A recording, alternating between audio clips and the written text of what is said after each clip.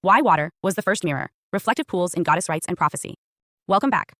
I'm Adeline Atlas, 11 times published author, and this is the Mirror series, where we explore mirrors not as objects of vanity, but as sacred interfaces once used to speak with gods, consult the future, and calibrate consciousness to realms beyond the visible.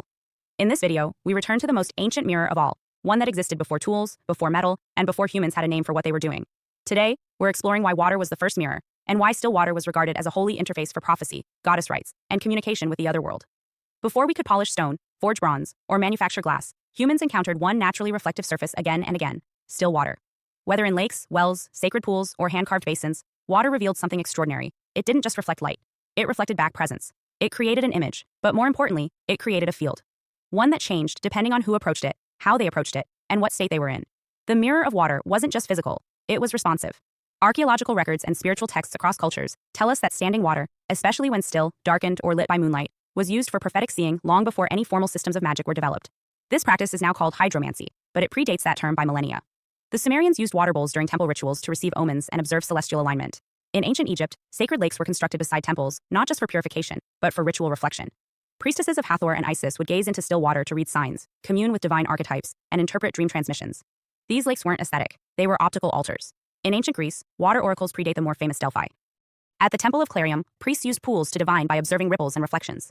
At Dodona, water and sound were used together, rippling pools near sacred oak trees that spoke in dream and trance.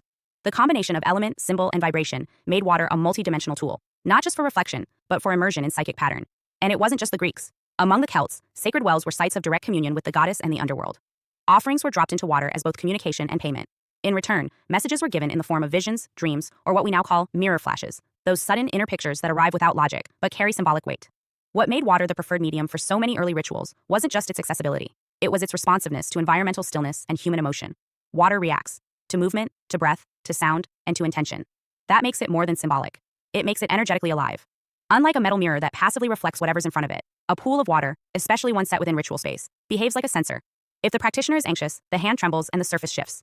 If the breath is erratic, the ripples distort the field. If the question being asked is unstable, the mirror of water becomes unreadable. This is why in nearly every hydromantic tradition, stillness is required. Physical stillness, emotional stillness, atmospheric stillness. The practitioner must settle the field before they can perceive anything clearly. This teaches more than technical discipline. It teaches psycho-spiritual alignment. You cannot see clearly in water until you have cleared yourself. And for this reason, water mirrors weren't just used to get answers. They were used to become worthy of receiving them. Water also became inseparably linked to the divine feminine across many cultures, particularly in connection with the moon. Why? Because water reflects moonlight better than any other surface. And because both the moon and water operate in cycles, moving through tides, phases, ebbs, and flows, they became spiritually synchronized. In Babylonian and Sumerian rites, moon priestesses would perform rituals near sacred lakes or wells at specific lunar phases. They didn't just observe reflections. They entered trance beside water.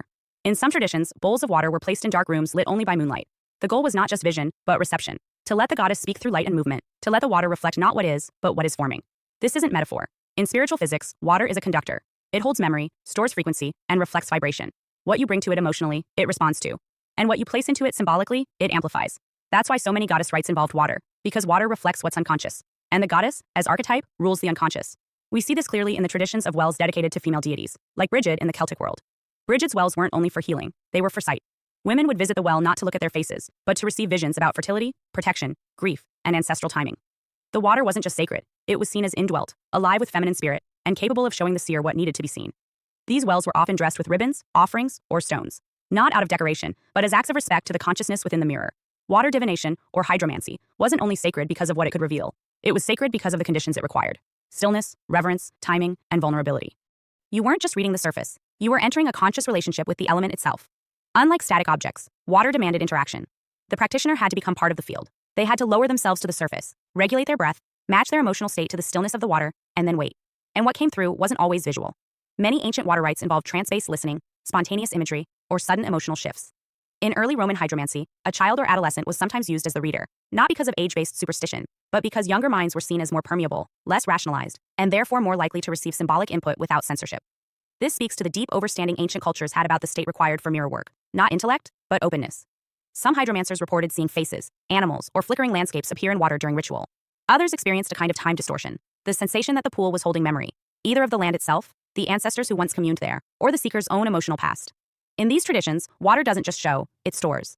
It acts as an echo chamber for unprocessed memory, and when used ritually, it can bring that memory back into focus. This is particularly true for wells and springs, which were seen not just as reflective, but as alive. In both Celtic and Slavic traditions, specific springs were visited for vision quests, not to drink from, but to commune with. The diviner would approach during dawn, dusk, or a liminal date in the calendar like Beltane or Samhain, and after fasting or prayer, would look into the water and ask for clarity. Sometimes a vision would come.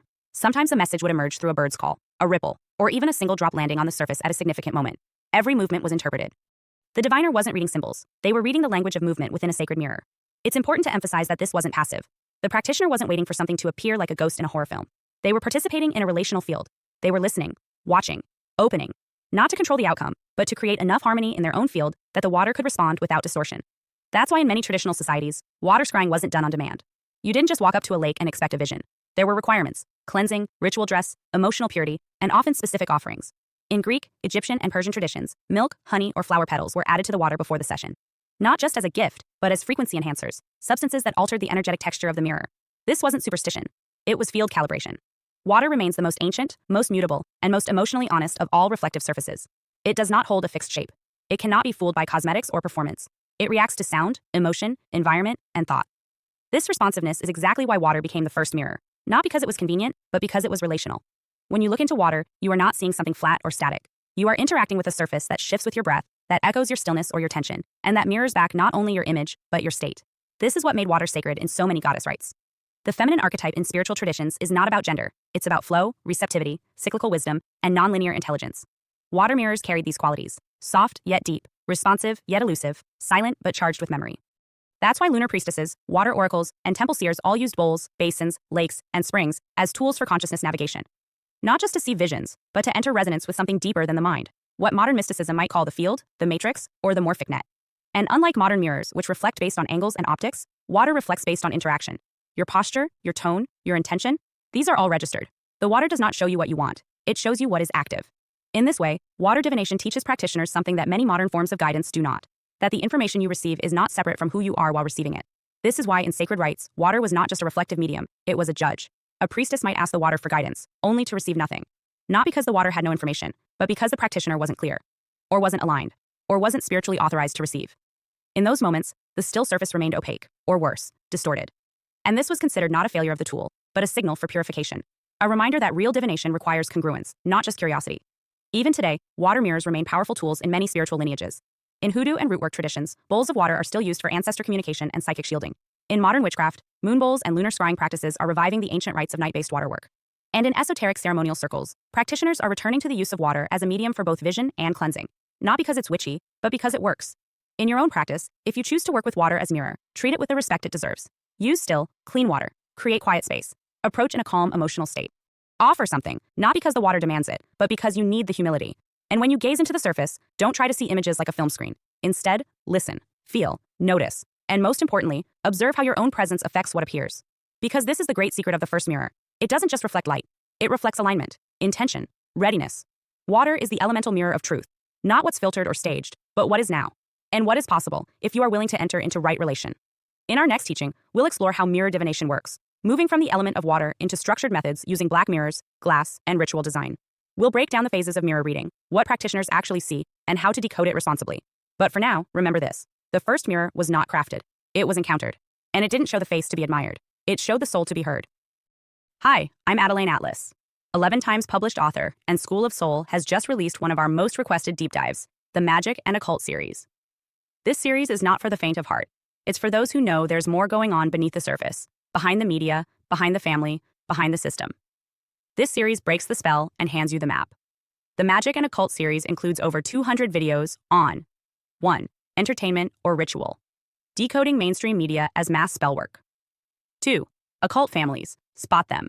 How generational magic and ritual lineage hides in plain sight. 3. Occult symbolism. The signs, seals, and signals used to claim, curse, or command. 4. Esoteric symbolism. Layered meaning, sacred geometry, and encoded messages. 5. Law is magic. How contracts, courts, and language are rituals of power. 6. Spells and spirits. What magic really is, and what happens when you use it. 7. Covens and lodges. Where modern ritual happens, and who's involved. 8. Destiny swapping. How rituals steal timelines, talent, or soul contracts. 9. Energy harvesting. Spiritual parasitism, and how to seal your field.